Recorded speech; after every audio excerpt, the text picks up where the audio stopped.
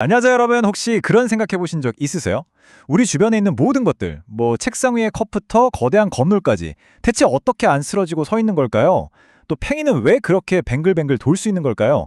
오늘 바로 그 보이지 않는 힘의 법칙을 한번 제대로 파헤쳐 보려고 합니다. 뭐 시소부터 피겨 스케이팅 선수까지 그 속에 숨은 비밀의 열쇠. 지금부터 저랑 같이 찾아보시죠.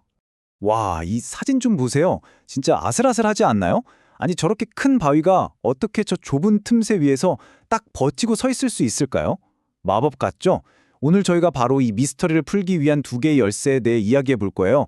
바로 세상을 돌게 만드는 힘, 그리고 그 회전을 버텨내는 힘. 이 두 주인공의 이야기입니다. 자, 그럼 먼저 저 바위가 어떻게 저렇게 서 있을 수 있는지 그 비밀을 풀려면 완벽한 균형이라는 게 대체 뭔지부터 알아봐야겠죠? 우리가 보통 균형이 맞다라고 하면 그냥 뭐 양쪽에서 똑같은 힘으로 밀고 당기는 상태? 뭐 그렇게 생각하기 쉽잖아요. 근데 과연 그게 전부일까요? 자, 여기 시소를 한번 볼까요? 만약에 양쪽에서 똑같은 힘으로 누른다고 해볼게요. 그래도 누르는 위치가 다르면 시소는 어김없이 한쪽으로 기울어지면서 빙글 돌아버립니다. 그러니까 진짜 균형, 그러니까 물리학에서 말하는 정적 평형 상태라는 건요, 그냥 밀고 당기는 힘만 같아서는 어림도 없는 거예요. 그 물체를 돌리려는 힘, 바로 그 회전까지 완벽하게 막아줘야 비로소 완성되는 거죠. 그래서 이 우주에는요, 완벽한 평형을 위한 두 가지 조건이 딱 정해져 있어요. 첫 번째, 물체를 움직이려는 모든 힘을 다 더했을 때 0이 되어야 합니다. 그래야 제자리에 가만히 있겠죠? 그리고 두 번째, 물체를 돌리려는 모든 힘, 이걸 좀 이따 배울 토크라고 하는데 이 힘들의 합도 0이 되어야 해요. 이 두 가지 조건이 모두 만족될 때 비로소 저 바위처럼 세상은 완벽한 평온을 찾게 되는 겁니다. 좋습니다. 그럼 우리 이야기의 첫 번째 주인공, 바로 물체를 회전시키는 그 힘, 토크에 대해서 한번 알아볼까요? 토크, 이게 뭐냐면요, 아주 간단하게 말해서 회전시키는 힘이에요. 돌림 힘이라고도 하죠.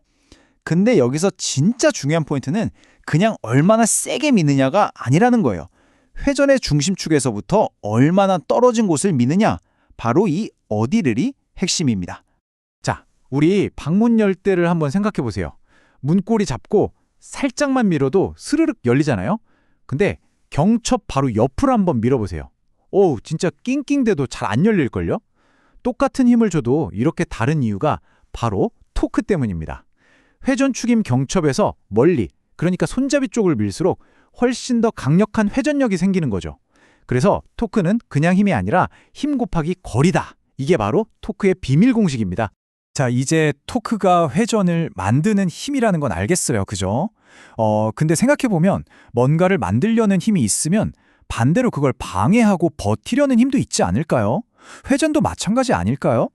네, 맞습니다. 바로 그래서 등장하는 우리 이야기의 두 번째 주인공, 회전에 꿋꿋이 저항하는 그 성질, 바로 관성 모멘트입니다. 여러분, 뉴턴의 법칙 F는 ma, 이거 다들 아시죠? 힘 F가 질량 m을 가속시킨다는 거잖아요. 여기서 이 질량이 뭐냐면 사실은 변화에 저항하는 정도거든요. 무거울수록 움직이기 힘든 것처럼요. 근데 진짜 신기하게도 회전 운동의 세계도 공식이 완전 똑같아요. 토크는 어떤 물체의 관성 모멘트라는 걸 회전시키는 겁니다. 식이 좀 복잡해 보이지만 개념은 진짜 간단해요. 그냥 이 관성 모멘트가 직선 운동에서의 질량이랑 똑같은 역할이라고 보시면 돼요. 일종의 회전 질량, 회전에 대한 똥고집 같은 거죠. 네, 바로 이 관성 모멘트가 물체가 얼마나 돌리기 어려운지를 나타내는 값인데요. 여기서 진짜 정말 중요한 게 있어요. 그냥 무겁다고 해서 관성 모멘트가 큰 게 절대 아니라는 겁니다. 그보다는 그 질량이 회전축에서부터 얼마나 멀리 퍼져 있느냐, 이게 훨씬 더 중요해요.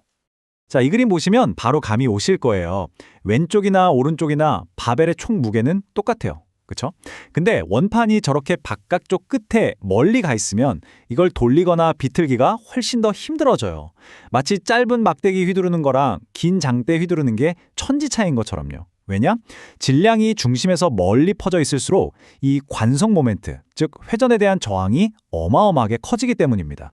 피겨 스케이팅의 그 환상적인 스핀, 여기에도 이 과학이 숨어 있습니다.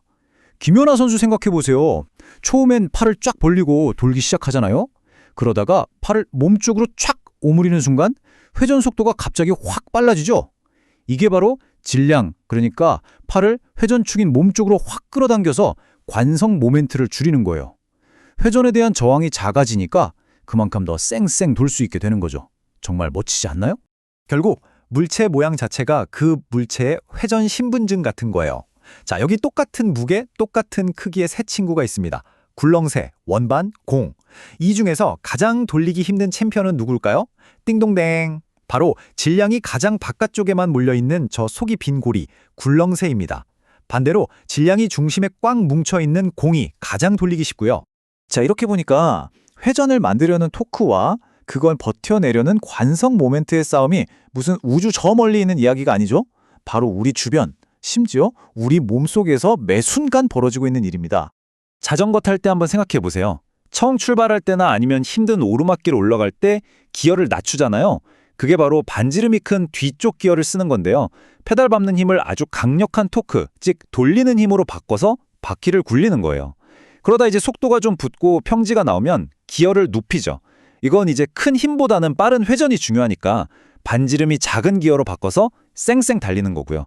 이게 바로 토크를 아주 스마트하게 활용하는 공학의 지혜인 거죠. 아, 그리고 우리 몸이야말로 정말 최고의 공학 작품이에요. 지금 이 팔 좀 보세요. 한 5kg짜리 볼링공을 들고 있다고 쳐봐요. 회전축인 팔꿈치에서 볼링공까지의 거리가 꽤 멀죠? 근데 힘을 쓰는 우리 이두구는 팔꿈치에 아주 가깝게 붙어 있어요. 이 말은 뭐냐면 이 긴 팔을 버티고 토크의 균형을 맞추기 위해서 우리 이두구는 저 볼링공 무게의 무려 10배가 넘는 580N이 넘는 어마어마한 힘을 내고 있다는 뜻입니다. 우리 몸이 매 순간 이런 엄청난 일을 하고 있는 거예요. 진짜 놀랍지 않아요? 자, 그럼 오늘 이야기의 핵심 딱 세 가지만 기억해 볼까요? 첫째, 회전을 만드는 힘, 바로 토크. 둘째, 회전에 저항하는 끈질긴 성질, 관성 모멘트. 그리고 마지막으로 이 둘이 완벽하게 힘의 균형을 이룬 상태가 바로 평형이라는 것. 간단하죠? 오늘 우리가 만난 이 두 주인공의 관계를 좀 멋지게 표현하면 이렇지 않을까 싶어요.